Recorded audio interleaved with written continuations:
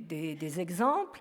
Eh bien, en conclusion de cette journée, eh bien, nous allons avoir un exemple extrêmement concret à travers les initiatives prises par la Finlande pour nous montrer comment les seniors peuvent garder leur place pleine et entière et comment ils peuvent coexister avec d'autres générations.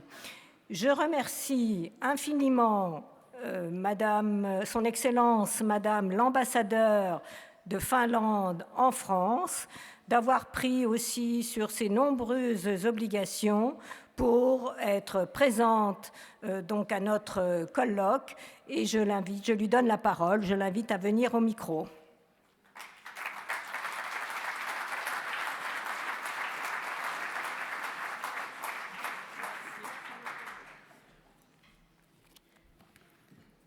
Madame la Présidente, merci de m'avoir invitée. Ça m'a permis de me rendre à Strasbourg, cette ville fortement et forcément européenne. Et je remercie aussi Madame la députée de son intervention très pédagogique. Il faut parler comme ça de l'Europe. Et je dois dire que je me prépare pour une évasion vers la Belgique. Paraît-il, c'est à la mode en France, mais pour moi, je suis nommée, et c'est un grand honneur, à Bruxelles. À partir du 1er septembre, je serai la représentante permanente de la Finlande à Bruxelles, et on va travailler ensemble. Comme vous avez dit, on fait partie d'un tout, et on travaille pour l'Europe. Bon, mesdames et messieurs, parler du vieillissement actif et parler d'un modèle finlandais. Pourquoi parler de la Finlande quand on parle du vieillissement? Parce que c'est un problème en Finlande et je dois faire un constat que la Finlande est le pays d'Europe où le déséquilibre démographique frappera le plus tôt. La Finlande est presque championne mondiale. Seulement au Japon, le vieillissement de la population est plus rapide. On a une population en Finlande de 5,3 d'habitants et on est confronté à cette situation de vieillissement qui est, au niveau européen, le plus rapide. En 2010, déjà, il y avait plus de gens qui quittaient le marché du travail qu'il n'y en avait qui entraient. Aujourd'hui, on compte 50 enfants et retraités pour 100 Finlandais en âge de travailler. Et en 2060, ce nombre atteindra 80%. Voilà le tableau un peu dramatique. Le vieillissement rapide de la population est un défi majeur pour les responsables publics de la Finlande. C'est une raison supplémentaire pour être vigilant avec les finances publiques et maîtriser l'endettement du pays. À ce stade, notre endettement n'est pas très grand et on est au niveau de 48% du PIB, mais notre rigueur, l'austérité même s'explique par ce défi démographique. L'écart de viabilité, c'est un mot qu'on utilise très souvent en Finlande, représente cette année 3,5% du PIB. Et c'est calculé sur la croissance des dépenses de soins et de services aux personnes âgées. Le fardeau des retraites, des services sociaux et de la santé est en augmentation. On assiste, comme Madame la députée a dit, on assiste à des départs massifs à la retraite quand de grandes générations atteignent l'âge de la retraite, ce qui se produit maintenant. On prévoit en Finlande qu'en 2026, la population active représentera 58% de la population, mais compte tenu du fait qu'une partie de la main-d'œuvre est en dehors de la vie du travail pour cause d'études, de congés parentaux qui sont assez longs en Finlande ou d'arrêt maladie, la population active effective représentera moins de la moitié de la population. L'espérance de vie moyenne en Finlande est de 80 ans. En 2030, ça augmentera jusqu'à 85 ans. L'âge de la retraite en Finlande est entre 63 et 68 ans. On a un système souple avec des imputations pour les retraites anticipées et des majorations pour ceux qui continuent au-delà de l'âge minimum. La retraite est majorée de 4,5% du salaire si elle est prise à 63 ans, ce qui est l'âge légal. Et ceux qui travaillent jusqu'à 68 ans, c'est l'âge maximum, voient leur retraite valorisée de 23% par rapport à 63 ans. Donc, il y a une surcote assez importante. L'âge effectif de départ à la retraite est pourtant relativement bas, 60 ans, et c'est inférieur à la moyenne de la zone de l'OCDE.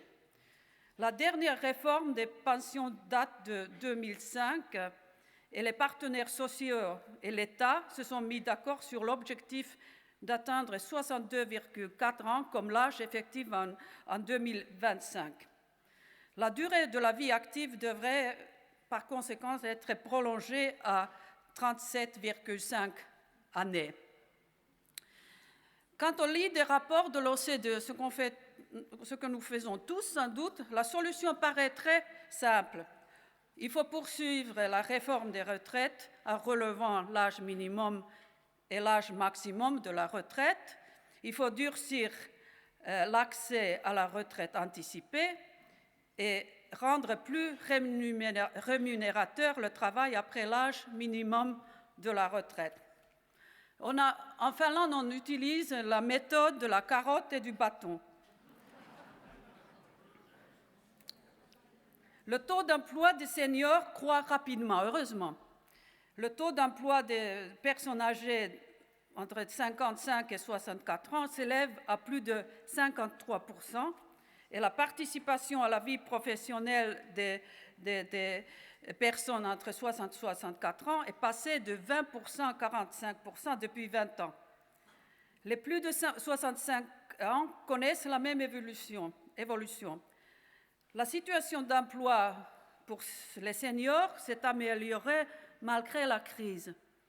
Le chômage total, général, est à ce moment de 7,7%, mais il faut constater quand même qu'on a un chômage élevé, comme en France, élevé pour les jeunes. C'est un chômage structurel pour les jeunes de 20%. Mais pourquoi les seniors continuent à travailler? Ce progrès est dû au fait que la retraite anticipée est rendue plus difficile et à l'instauration d'une dimension d'incitation, comme je vous ai expliqué, dans le système de retraite. La Finlande, il faut le constater aussi, n'est pas un pays de forte immigration et la pénurie de main-d'œuvre ne saurait être comblée par ce biais. De plus, la langue crée une barrière pour l'intégration à la vie professionnelle des étrangers, surtout dans les services publics où le manque de main-d'œuvre se fait déjà sentir. Voilà, c'est le constat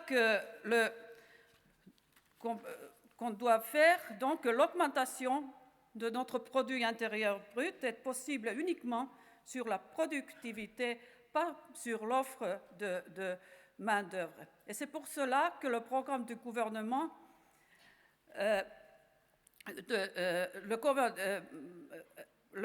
selon le programme du gouvernement, l'objectif est de prolonger l'activité au début, au milieu et vers la fin. Au début, les jeunes devraient entrer plus rapidement dans la vie professionnelle et les seniors continuent plus longtemps. Et on a constaté aussi que c'est quand même plus facile pour influencer les seniors, je sais pas, pour que les seniors continuent leur travail plus longtemps. On a fait des recherches pendant 15 ans sur le bien-être des employés seniors et ces recherches ont été initiées, entre autres, par l'Institut de médecine du travail. L'État a financé plusieurs projets pour trouver des solutions à la situation où les personnes qui quittent le marché du travail sont plus nombreuses que celles qui y entrent. Le problème n'est pas uniquement le nombre, mais le fait que l'on va être confronté à une pénurie de main-d'œuvre qualifiée dans plusieurs secteurs. Il y a aussi des lacunes de compétences et de savoir-faire. Je prends l'exemple d'une entreprise finlandaise, Abloy, leader mondial des systèmes de fermeture de portes, qui est souvent cité en exemple. Abloy a mis en place un programme H-Masters, dont l'objectif est de prolonger la durée de travail de ses employés de 2 ans et de baisser l'absentéisme de 1% par an. H-Masters, qu'est-ce que ça veut dire? Ça veut dire des conférences, de tests de conditions physiques, expositions artistiques qui sont offertes aux employés seniors, chèques vacances sont offerts au personnel à partir de 58 ans. Et l'entreprise a atteint ses objectifs. Les seniors restent 3 ans de plus en poste. D'autres sociétés finlandaises ont mis en place un programme de ce type. Les économies qui en résultent sont estimées à environ 5% du PIB d'ici à 2030. Un autre exemple, l'entreprise familiale Berner, qui est fondée en 1883 avec 531 salariés, vient de recevoir le prix finlandais récompensant les pratiques innovantes